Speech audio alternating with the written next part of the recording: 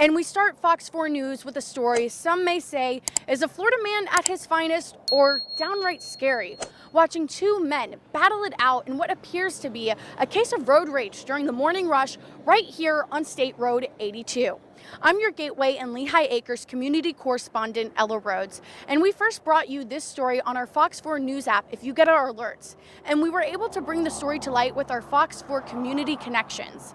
Now, deputies are asking for your help to identify one of these guys. The people I showed this video to had a hard time believing what they saw. I think it's crazy. And for somebody to come at somebody with a machete, I don't feel like they're thinking of the long-time consequences. They're just caught up in the moment. In this video from a driver, you can see a shirtless man fighting with another man in a blue long-sleeve shirt, holding a curved object, while a third man holds the second man back. The man in the long sleeve then grabs what looks like a pipe and throws it at the shirtless man.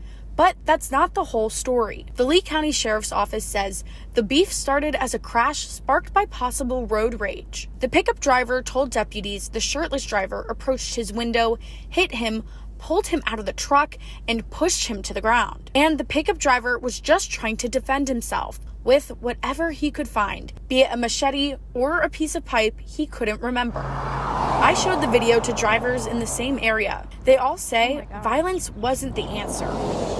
Just unacceptable. I mean, no matter what the situation, you can't just attack somebody, no matter what. Deputies say the shirtless man got back in his car and drove off, and he's the guy they want to talk to tonight. I've never seen anything like that before, ever. A sight we won't quickly forget here in Gateway. Ella Rhodes, Fox 4.